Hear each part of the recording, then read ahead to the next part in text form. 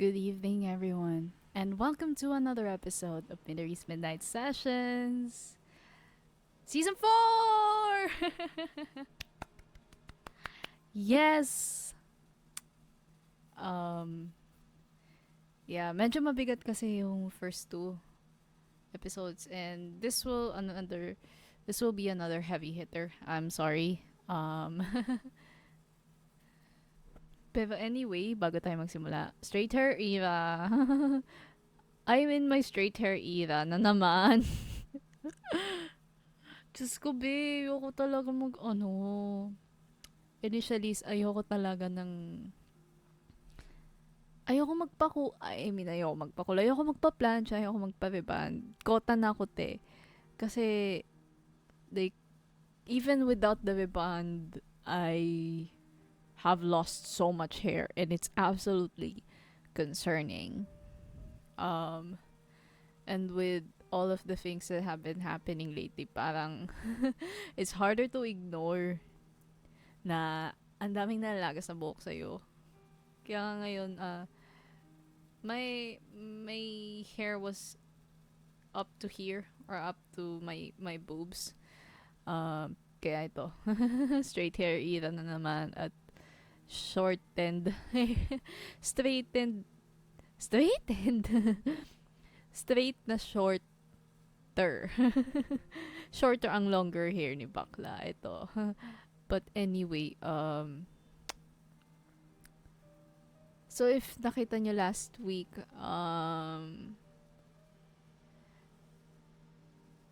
sa ano ko na rin, IG stories, I've posted it everywhere basically. But last week, there was a rally here. There was an election rally here in my city. And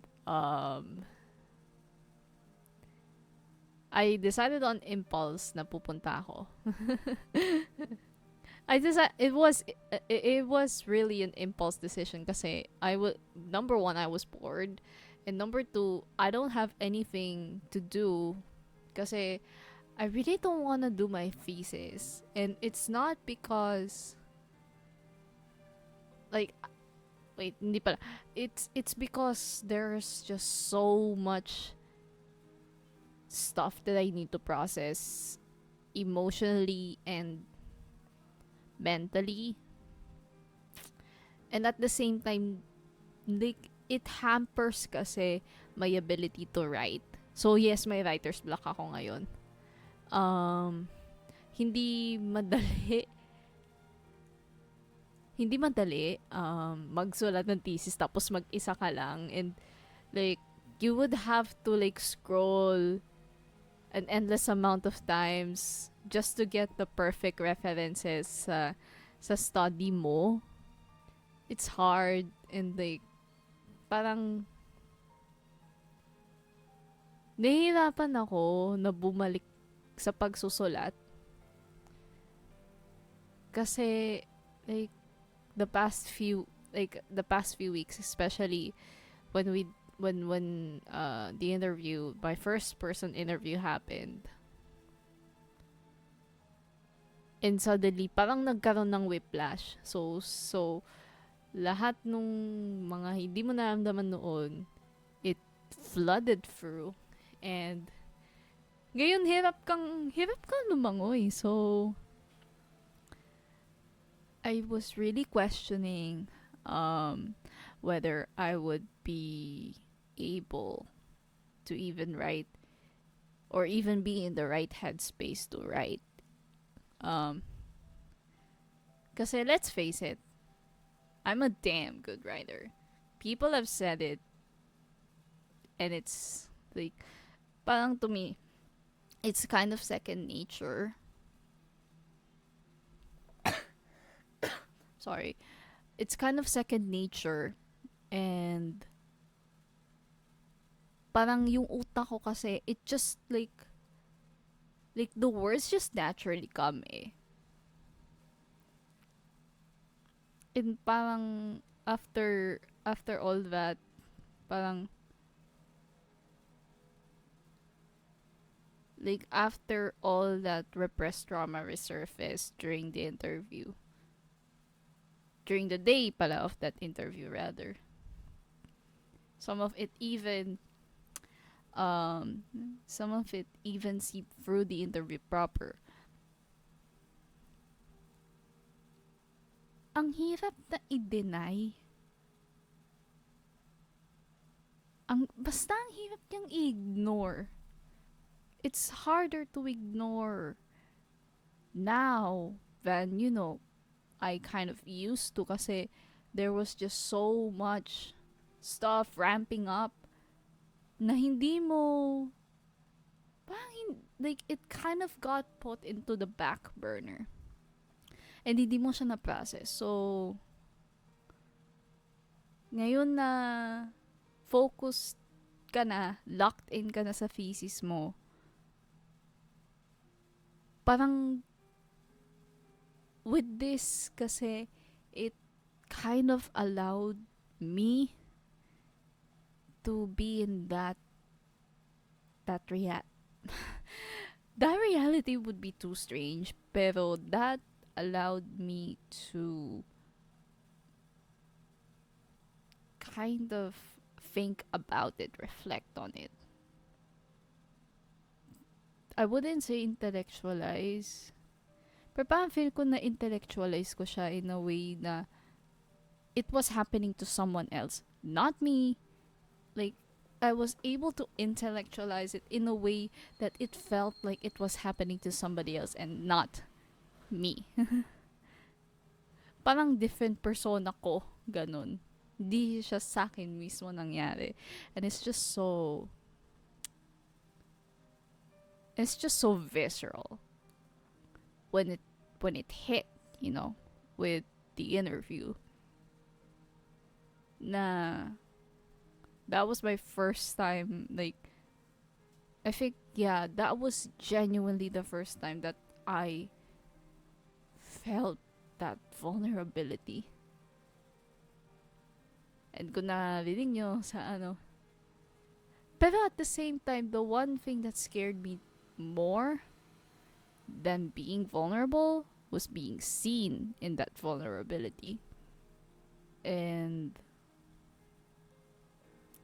as someone na hindi masyado napapansin, hindi masyado na-appreciate, it's so hard to get used to that. Like, I remember last week, I met Ate Darlene Kai of GMA News. Like, dumikit lang ako kay Kuya Pao, ha? Kuya Pao Barcelon of Billionario, ex-YNBH. Yeah, like, dumikit lang ako kay Kuya Pao that day. Like, sabi ko nun kay Kuya Pao was just, okay. Wait, since you're here, I'm going. Bye. I'm like, naligo ko noon, nagbihis ako agad. I didn't care. I didn't give a fuck about what I was gonna wear that day. I just knew I had to go. And I would not miss the chance to be there, to be in the action, just to have fun. And like, observe. Just be immersed in that kind of reality. As much as I could. I wanted to absorb everything that I could absorb from these people. And like, actually, nakasalubong ko si Ate Dar. Papasok ako ng event area. Like, papunta ata sila ng sasakyan.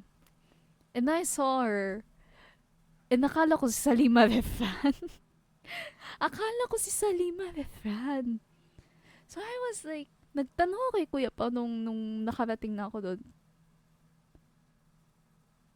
Tapos sinundun siya like, sino yung taga-GMA? Nakita ko kasi sa t-shirt na taga-GMA siya. Sabi ko, sino yung taga-GMA? Darlene kaya. I'm like, what? Oh my God. Hala, I mistook her. I'm so sorry, Ate Dar. I am so sorry, Ate Dar. Pero like, tingin ako ng tingin sa kanya. Tapos, nakikita niya na nakatingin din siya. Like, nakikita niya na nakatingin ako sa kanya. Tapos, tumitingin din siya sa akin. And then nung like, we were just like, so close. May cameraman sa gitna. And I was like, nakatingin ako sa kanya. And she was like, wait, this girl's looking at me. Like, and like, okay, I introduced myself. I introduced myself. Sabi ko, hello po, I'm Joya. Hey! Like, hi, I'm Joya po. Darlene. Like, pinakilala din ako ni Kuya Pao na, yeah, she's a, ano din, Jorn. Wala nga akong dalang ID nun. Kasi, um, I've already quit JGTV. I decided to quit kasi because of the interview and noticing na eto na, guys, nagve-surface na siya. It's much harder to ignore than, parang dati na talagang na nababury down lang siya. It's harder to ignore. And sabi ko, I just don't think I would be an asset. Like, yes, magaling ako. I know that. But, would I contribute to them in the long run? And patapos na rin kasi ako eh. So, parang, syempre, gusto ko na mag-lock in. Pero at the same time, I need, parang as much as possible, I want to devote everything into this thesis kasi hindi siya madali. And it's even harder when it's stemming from something that is deeply personal. So, Zoe and the whole JGTV team, I wish you all the best. And I'm really sorry na your ate had to quit. It's really for your betterment. Like, this is too much. Honestly, like, this would be too much for them to deal with. So, parang I would rather spare them from the burden. Kasi nga napakahirap ng thesis na to para sa akin. Kasi it's not just graduation on the line. It's my life on the line. It's my life. What I would do after it. Now I've realized what I wanted to do after it.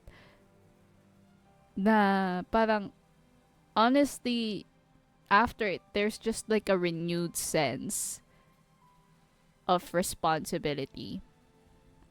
Not just to myself, but to like hear people, like hear the stories of the people who have gone through the same thing, be a safe space, to give them justice, to honor them in the best way that I know how, by telling their stories. Ngayon talaga yun eh. I think that's I have a lot of important realizations from that interview. Pero it's honestly the most important one yet. Na, alam mo yun, parang mas malaki na yung responsibilidad mo. Hindi lang sa sarili mo, but the irony, the thing, the catch is, I want to use that uncanny ability to tell stories. It's something in it. Diba? Mommy said so. A lot of people have said so. I'm a damn good writer. And I want to use that ability to write beautifully. Translate that into, like, just something beautiful. Ewan ko kung magiging advocacy ko siya. It's giving advocacy! Like,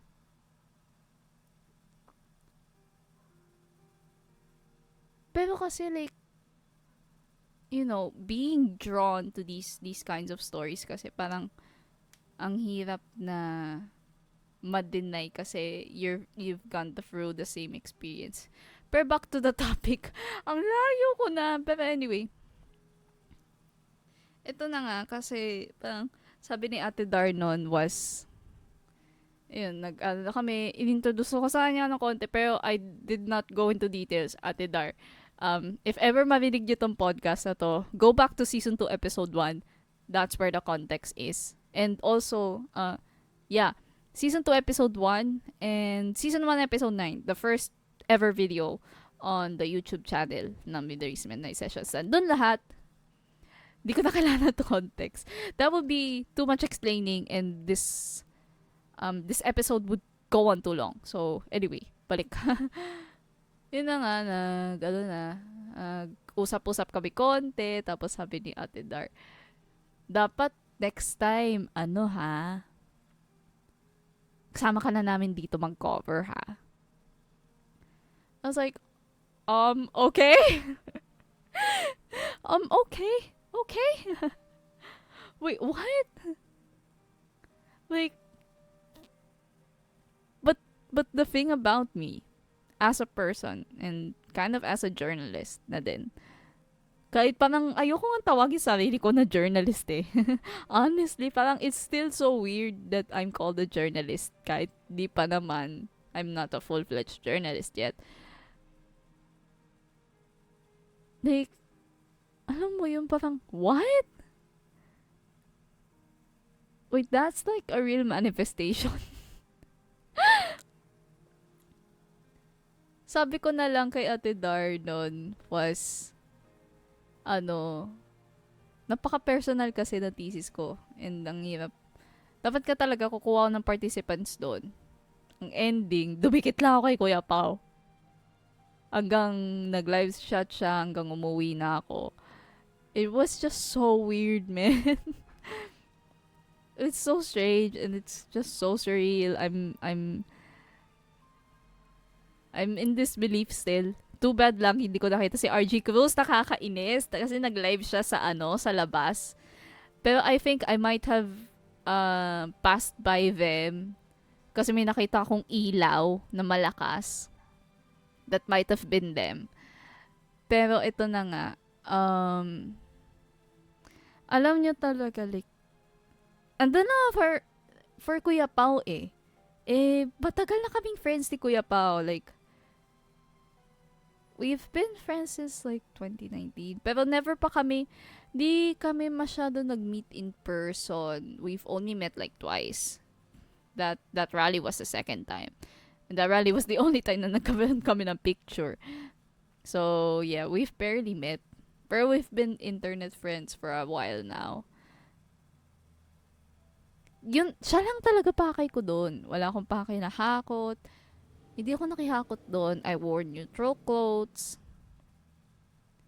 I was just in the media zone the whole time. Like, there was only one time na umabante ako because the president was speaking. So, there's that. But it was just so weird kasi parang, alam niyo yun, like, nandito lang naman ako. Like, hindi ako sanay sa harap ng camera. I mean, I technically am because I'm technically speaking to a camera. But, like, that kind of camera, hindi ako sanay. They have, like, huge cameras, right? But me, I'm used to my phone camera. I'm used to the webcam. I'm used to, like, DSLRs. But for the most part, it's the first two. So, hindi... And, like, I would say na pang ginagawa ko lang din yung mga ginagawa ko.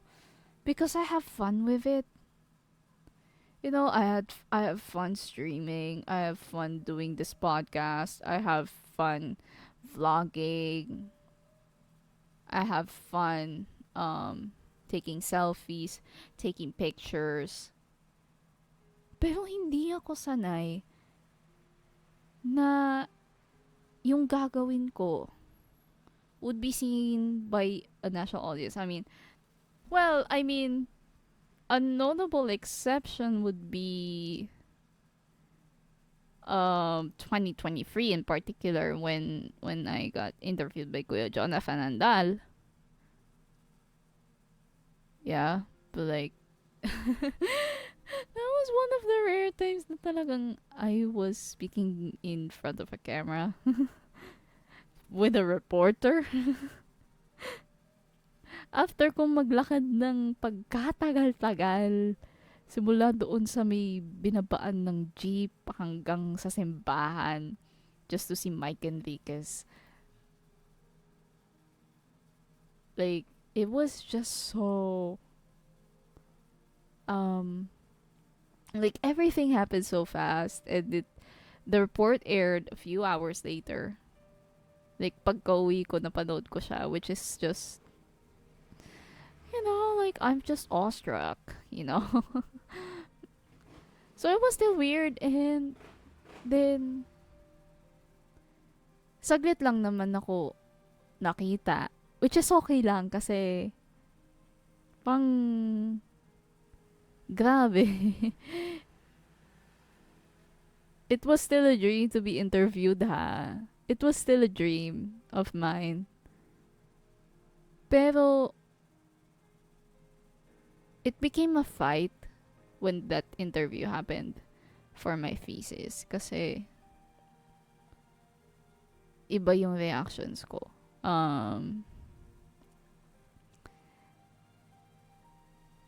I was even pointing it out to my interviewee.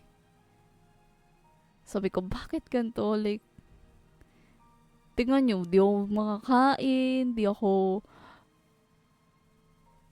like, it's hard to, like, lift up my face. I just, like, the shame compounded me so bad that I couldn't lift up my face. Na even nung pag-uwi, hindi ko like, I just felt genuine fear even though I wasn't supposed to be fearful. I wasn't supposed to feel that way. Kasi everything about it is safe. I had my interviewee beside me. But like, grabe yung ramdam kong fear. And if like the first week is vulnerability and then guilt on the second week, now it's a fear of being seen. Like, the thing about me is I have dabbled in every single creative outlet possible. I was never noticed. Like, in all honesty, I haven't had the best experiences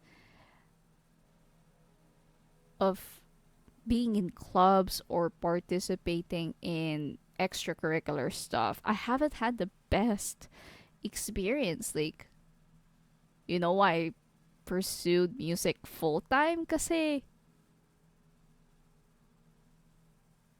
I loved being a singer-songwriter.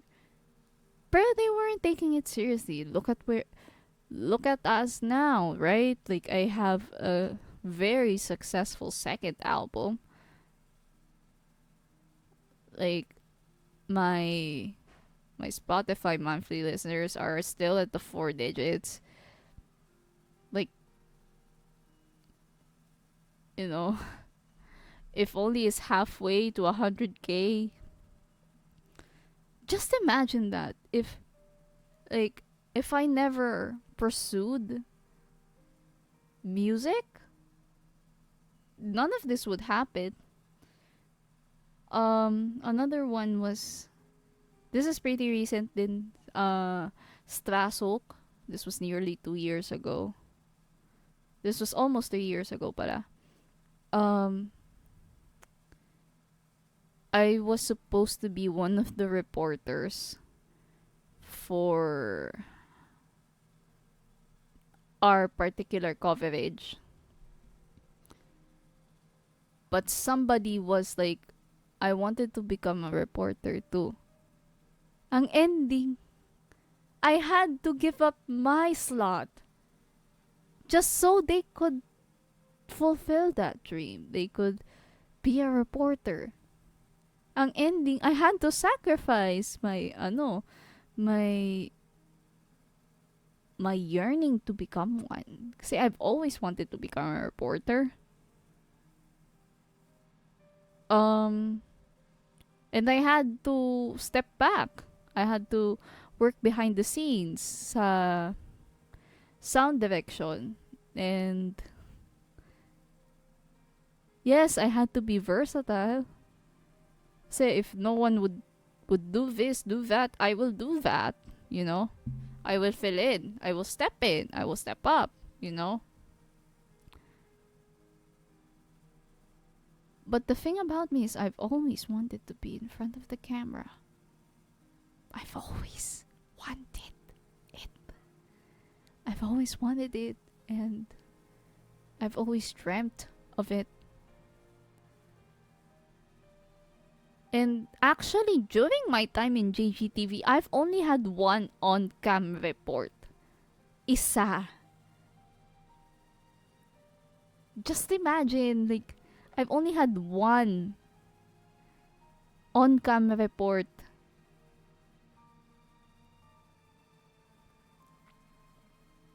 It's just, parang madalas kong ganap nun was behind the scenes. I was writing scripts. Kahit na sa totoo lang gusto kong mag-ano sa camera. I want to be in front of the camera. Pero college di ko magawa. I've only had one. High school, I did try for the broadcasting team. I was rejected, like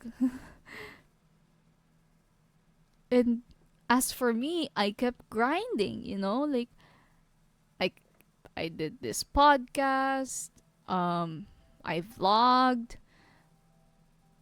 I released music.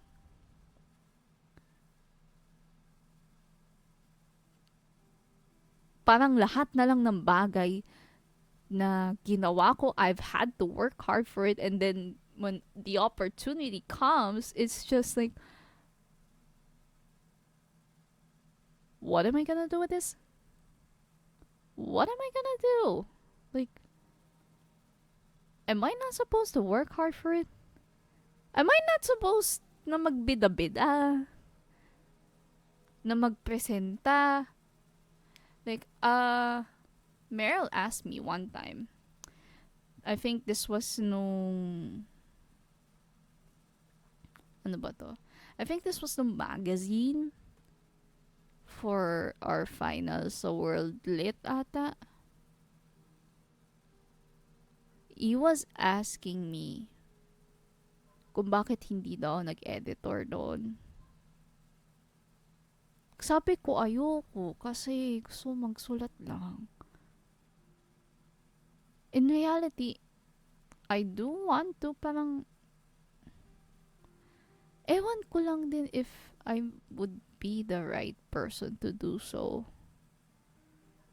If, alam niyo yun, like, do I have the skills? I probably do.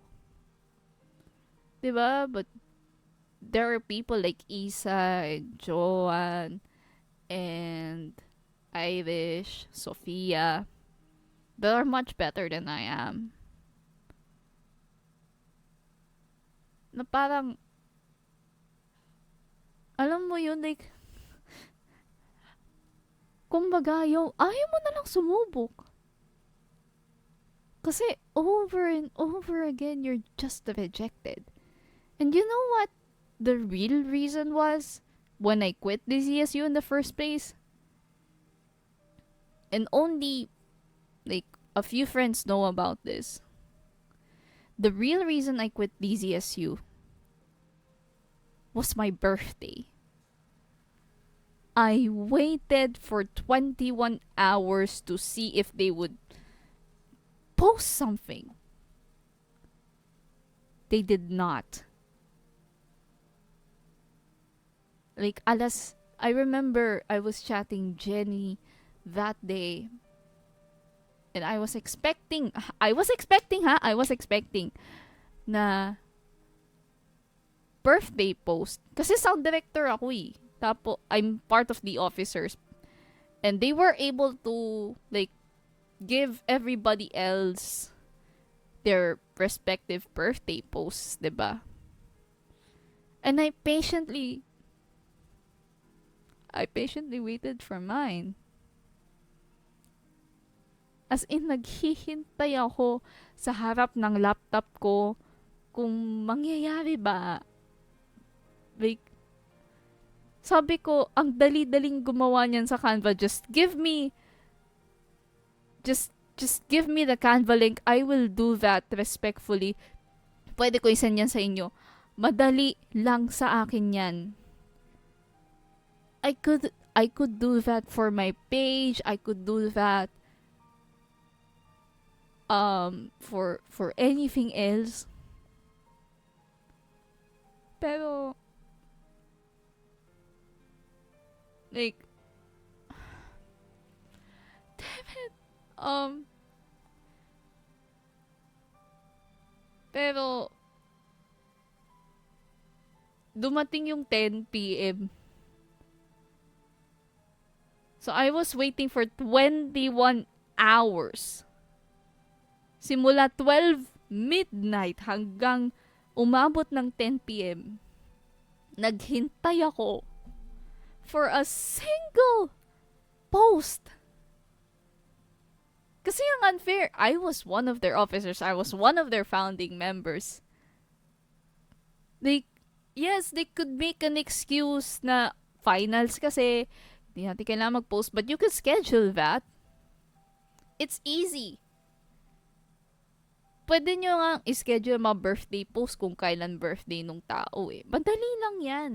Kasi I know how to, like, how to schedule posts on my page. I've been doing that for a long time.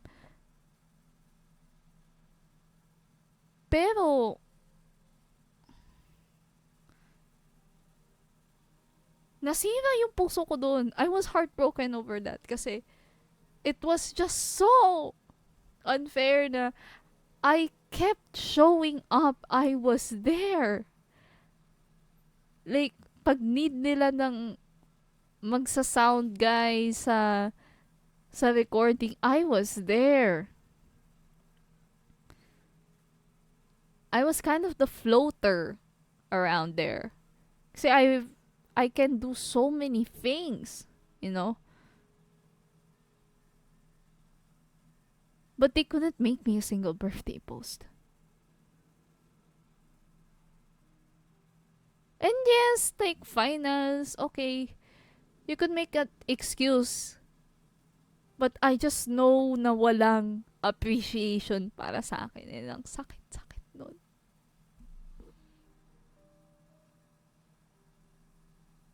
Ang sakit nun, ha?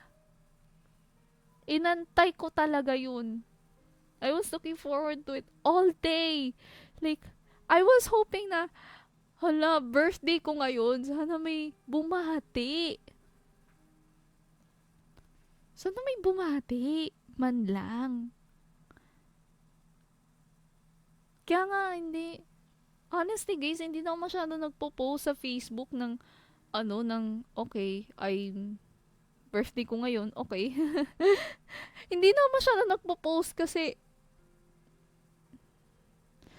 parang nakikita ko, buti nga yung iba, binabati ng happy birthday, sila na mismo bumabati, pero parang ako, I have to work hard.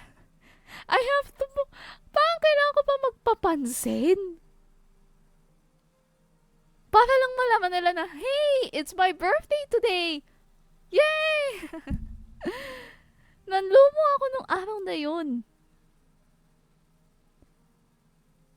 As in, like, as if Chihaya's, like, having to not talk to Chihaya was a sacrifice. Like, it wasn't heartbreaking already. This compounded it even more, and I just knew I wasn't appreciated, so I had to leave.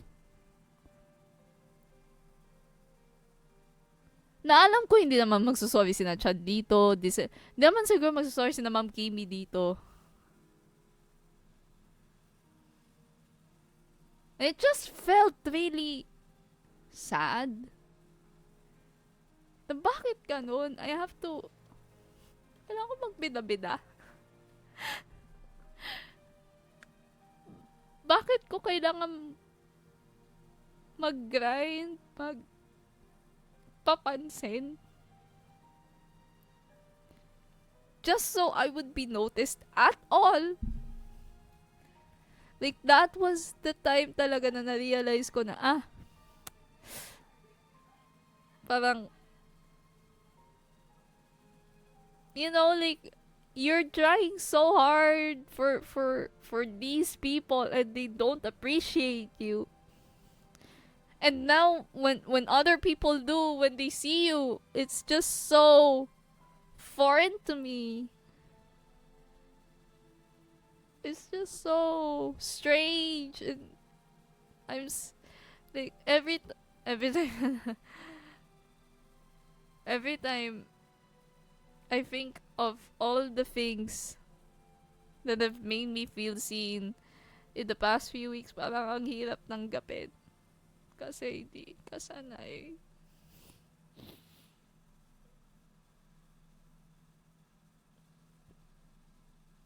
Hindi ka sanay. Ang hirap masanay.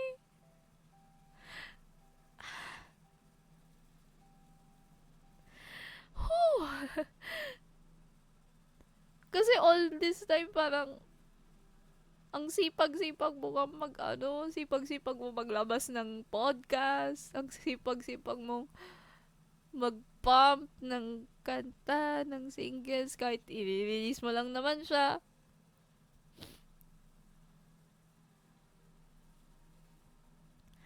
Ang hirap na kailangan mo magbida-bida. Kahit ayaw mo naman magbida-bida. Like, it just comes naturally to you. Pero parang, I have to work hard for everything that I've achieved. And then when the opportunity comes na hindi mo kailangan paghirapan, ng hirap i-accept. When somebody finally sees you, after having to fight every single day just to be noticed, it's so hard to believe.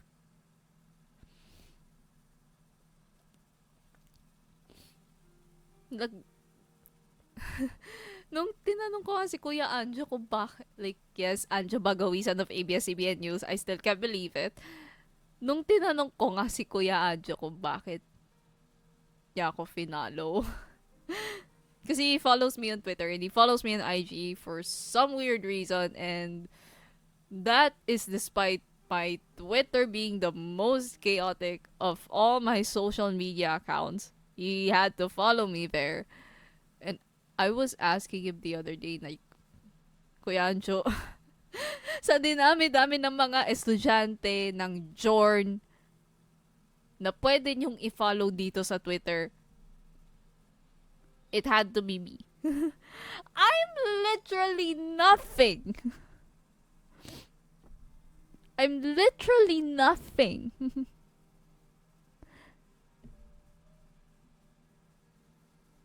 Like, sabi ko nga, hamak akong fangirl lang. I'm literally just a fangirl that's happening, like, that happens to be obsessed with journalists. More specifically, the reporters, right? That's me eh. Tapos ang reply niya sa akin, bakit hindi? Pero honestly, it's really because, like, times like these do not come to me that easy. Like, I had to question if I really deserve this. Kasi nga pinapakita nga ng ibang tao eh. Kailangan mo nga magparaya para sa ibang tao. Kasi, mas gusto nila yun eh. Pero gusto ko rin naman. Gusto ko rin naman ah. I've had to fight just as hard as you did.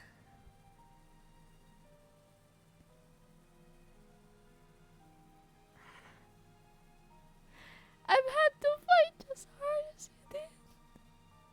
Just to be noticed even. And like, alam niyo yun, when people do notice you, it's always like when you're angry. When you're angry, when you're disappointed. Pag may nagawa kang mali, tsaka na nila makikita. Pero pag nagawa ka ng maganda, hindi nila nakikita. I just, hindi ka nila, like, no matter how much you try to show up, they will never see, like, just how hard of an effort you put into this because you're a bitch. Because you're a motherfucker that decides to speak her mind, that decides to say na, this is bullshit. You know, like, kasi ako kailangan ko paghirapan eh. Lahat na lang ng bagay na dumadating sa akin, like, lahat na magagandang bagay na dumadating sa akin, kailangan ko paghirapan.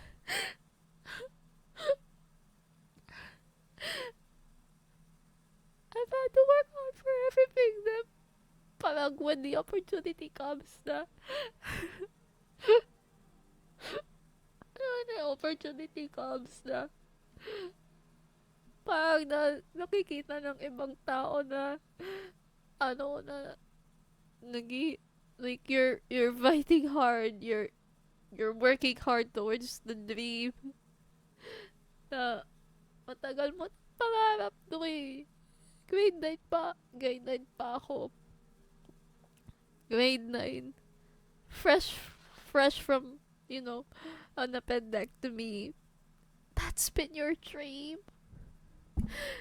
Sabi ko nga, doon ko na siya mula nung bata pa ako eh. It's been realized like, nung grade 9 talaga. Ang hirap kasi guys. You've had to fight so hard for all of the good things to happen to you. Na you're at a point where you're just questioning the validity of it.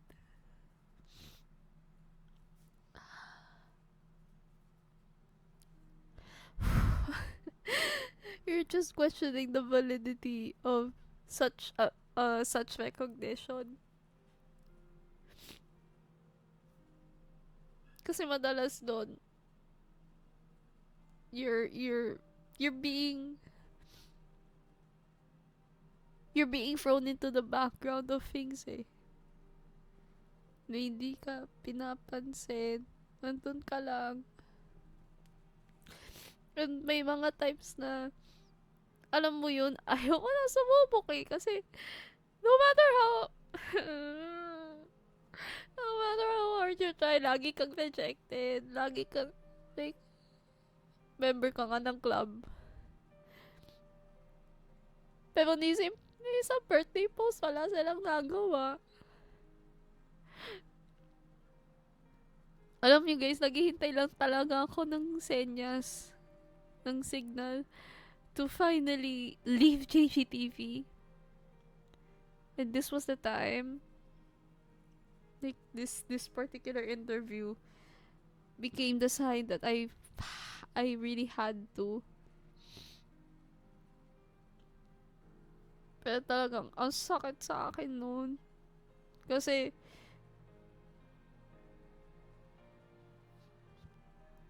pinaghihirapan ko din naman yung ginagawa ko doon. Lahat ng bagay pinaghirapan ko. I've had to fight every day. Wala lang mapansin ako.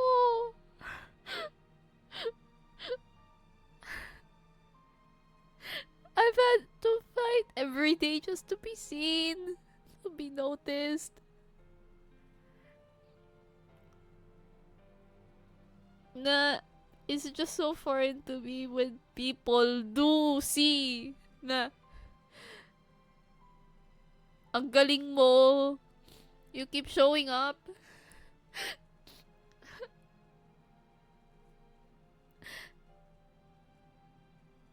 Yung versatility mo will do wonders with us. Dapat ka hindi ako naiyak. Diyos ko, Lord. My God. But it's the significance of these moments kasi. Like, these are not my colleagues. These are not my peers. Hindi ito mga juniors ko. Hindi ito mga kabatch ko. Hindi ito mga seniors ko. They're freaking industry pros. For God's sake.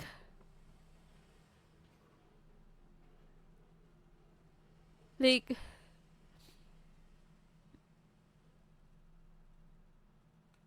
why the hell do they decide to follow somebody whose chaotic mind is filled with so many things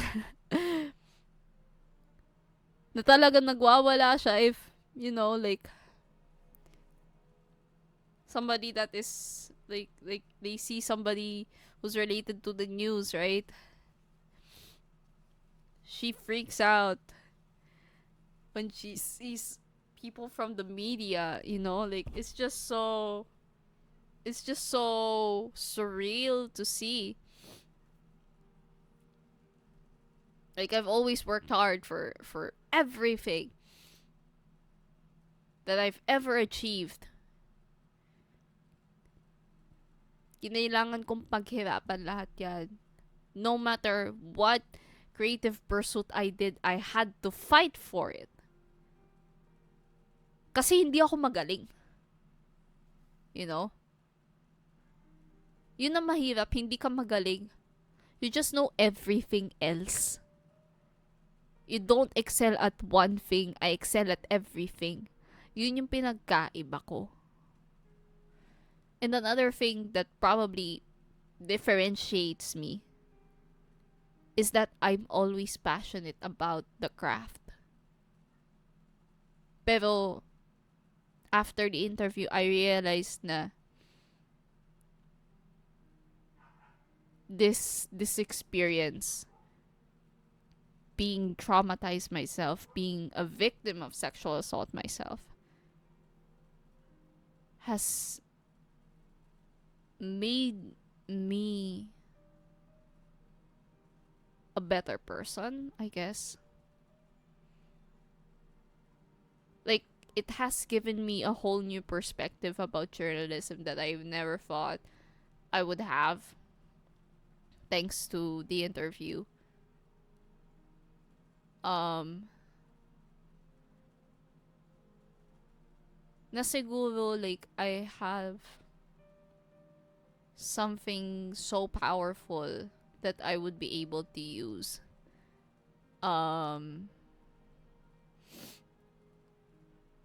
in my pursuits with journalism, shall I ever decide to do it full time na talaga.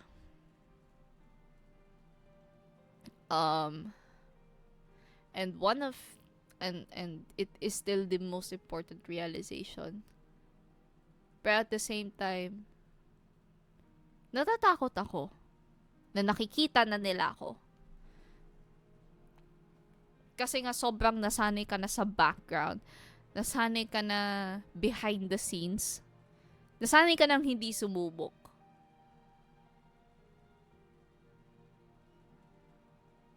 Na magbida-bida, magpapansin. Nasanay ka na doon. Pero, minsan pala, hindi mo na rin kailangan magbida-bida kasi people will come. Like, the right people will see you. The right people will appreciate you. Nang hindi mo na kailangang maging loko-loko, hindi mo na kailangang magbida-bida, magpapansin sa ibang tao, magpaganda ng resume mo. You know, like, no matter how good your resume is,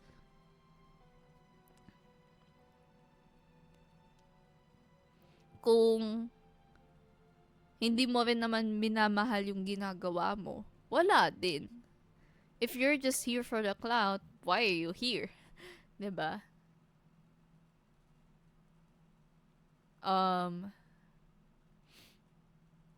And I think to end this, I want to paano ba?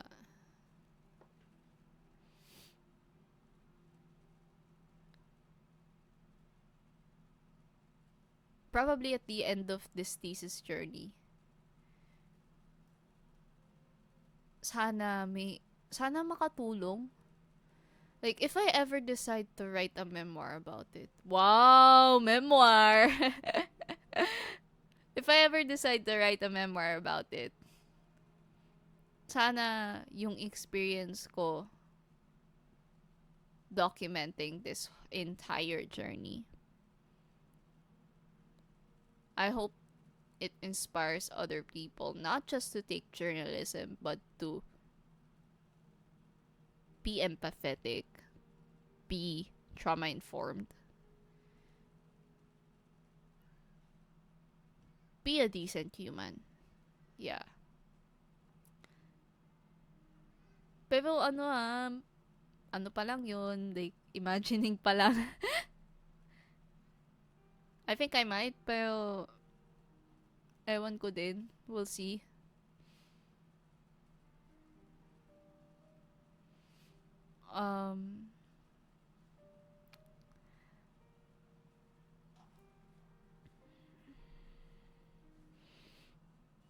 It's hard to sit with the reality na ngayon hindi mo na kailangang mangarag, magpapansin sa ibang tao.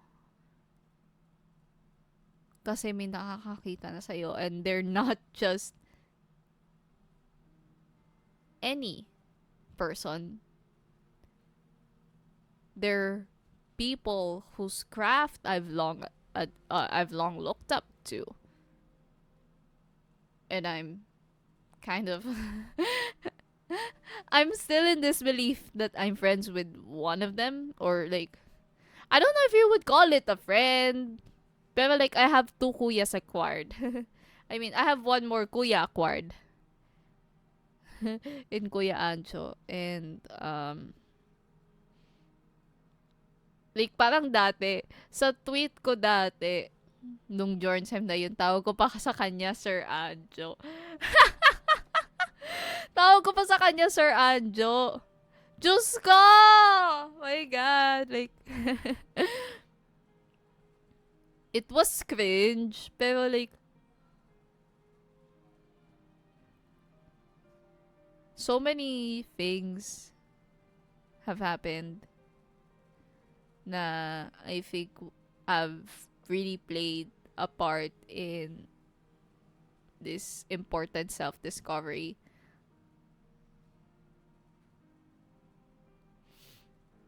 You know, and syempre, nagpapasalamat din ako sa mga kuya ko. Pero yung mga acquired kuyas. So yeah, it's still um strange how I met them all, pero I think ito yung time na I'm slowly beginning to realize na okay. Yeah, we might have a future in this after all, and I kind of I kind of want to start running towards that kind of future, and maybe, just maybe, I would be in front of that huge camera one day, reporting the news, being seen by so many people, and not have to fear that people would judge you because of it. People would not appreciate you because of it. And it's a dream of mine na maging, hopefully, isa ako sa mga hinahangaan din nila. Maging speakers nawa ako sa mga seminars nila in the future. You know? That's the hope, that's the dream. And that is the end of this episode of Midori's Midnight Sessions. I hope you enjoyed. Diyos ko po, ayoko na umiyak. I hope you enjoyed, guys, and I'll see you next time. Bye-bye.